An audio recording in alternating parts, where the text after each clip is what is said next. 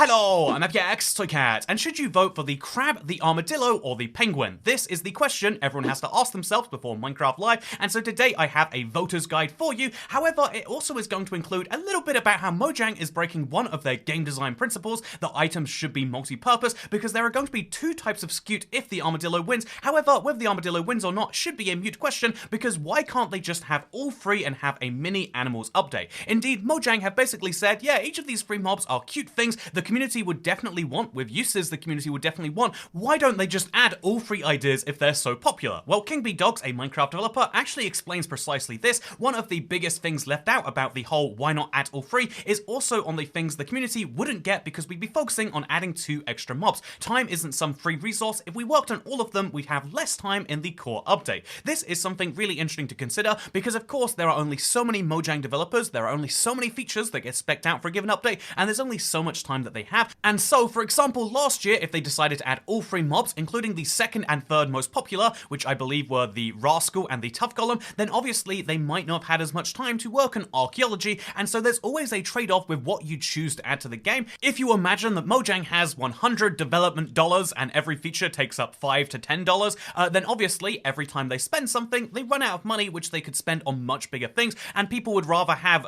perhaps rather than 2 smaller mobs, 1 bigger Minecraft feature. This is just an example, of course, because I think the bigger question that comes out of this is like, well, why does Mojang have such a limited number of features they can add in a given Minecraft update? It is one of the biggest companies on the planet, the very biggest sometimes, and this is the most successful game on the planet. How is it that they're still like, yeah, we can add like 12 features to an update maybe? And this is something that KingBDogs also explained, because someone says, do y'all work 2-hour shifts or something? What is so intricate and hard about making a crab that just gives extra reach? The response to this is an interesting look at the actual development process in Minecraft, because KingBDogs says we work 8-hour shifts, thanks, putting an end to that meme. However, let's see, for any given feature, this is the list of things to do. Iterate on the design to make sure it fits holistically in the game, make prototypes to validate the design and see if it's actually fun once you're playing around with it, then rewrite the features as production code in Java and Bedrock engines. There are 2 different engines with 2 different programming languages, Java and C++.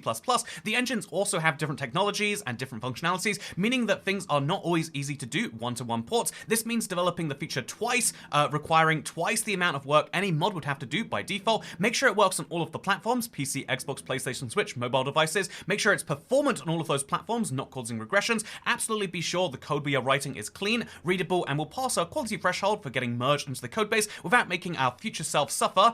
Put them through PR, get tech approval, and sign off that the feature is developed to the standards we are happy with. Sift through feedback from the community on the feature, iterate again based on that, go through the newly tracked bugs that come in based on the new iteration, then make sure that fits the quality standards, and so on and so forth. And people unfortunately don't have a good insight as to what it's like without working in the industry themselves. Hopefully this gives a small bit of insight, and this actually is really interesting, right? The big difference between working on Minecraft and working on mods, where a single mod developer can achieve much more than Mojang can in an entire year by just working for a month or 2 on something, is that the mod developer has full say over what's added. If they add something and it's kind of buggy, they get to say, yeah, that's how it's meant to be. I have played all sorts of marketplace maps where clearly that just ended up at the end there, and there are so many mods that just have huge holes in their gameplay because they're not necessarily perfectly designed, they're just designed kind of well, and that is a standard that Mojang tries to hold themselves to. Every vanilla gameplay feature should feel really well fitted in there, which is the official reason as to why there's such a long process. I do think that if you are someone who is higher up in Mojang, making these overall tech decisions,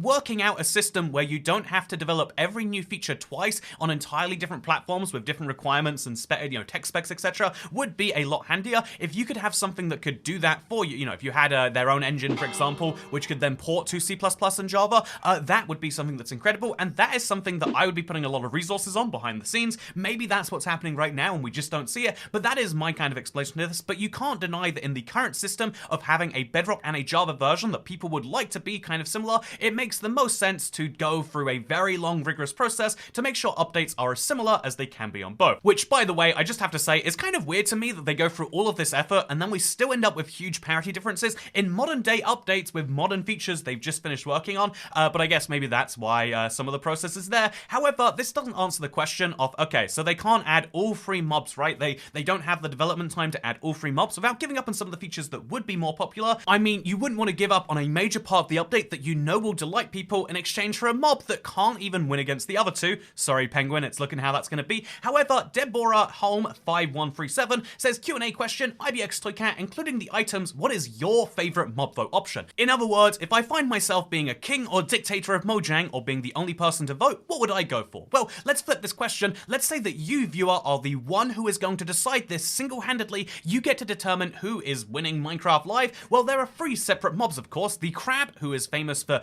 spawning in the mangrove swamp and having these super long extendable claws, which will allow you to break and place blocks from further away. Then there is, of course, the armadillo, which is going to spawn in the savannah. It's going to be kind of cute and curl up in balls, but it's also going to give you some scute, the second type of scute, but more on that later. And then there is, of course, the penguin, which is going to spawn on the stony shores, the first mob to spawn there, and is going to give your boats a little bit of a buff. All 3 mobs are cute. Obviously, they're cute in different ways, but it's the function that most people should be concerned about, in the same way you should care more about a politician's policies than their haircut. And so given the 3 different mobs, I think you'd have to look at whether you valued more block reach more, whether you valued dog armor more and the ability to protect your dogs from various threats and indeed dress them up in various ways, or whether you valued the ability for your boats to go faster when they're near this mob. There are the most questions about this 3rd mob here. However, there is still all sorts of other questions and doubts about the other ones. For example, what is the point of the crab? Literally, if you can't place a few blocks away from you, walk or place a few blocks below you. Why armadillo? Are you crazy? I'm not racist, but... What sort of a YouTube comment is this? Are you racist? Can you be racist against armadillos? Anyway, this mob looks less attractive than other mobs that can be used to decorate some places like stores or aquariums. And finally, we don't need penguins. They're useless faster boats. Are you serious? Because obviously we already have a way to make boats go faster, which is ice. And if the penguins don't work with that, then it turns out the penguins will be a useless mob. And how could anyone vote for a useless mob? So that is the kind of doubts that people have about each of the 3. And this is the big problem that we always have with Minecraft Live, is the actual things that would help a lot of people decide, i.e. how would penguins work in the boat, are not made clear to us. And something they've clarified many times in the past is what you're voting on at Minecraft Live. These trailers are all they are going to be basing the feature on. So when the sniffer was due to have flowers, they were only going to give him one type of flower, and you'd find lots of versions of that. And that is indeed what the sniffer does. The biggest benefit of the sniffer once you find him is he gives you sniffer seeds, which you can use to breed more sniffers, so you get more sniffer seeds. It's a singly looped gameplay mechanic by itself. It doesn't tie into the rest of the update, and the sniffer got a second type of seed only because eventually they decided that, it makes sense to have a second flower for him.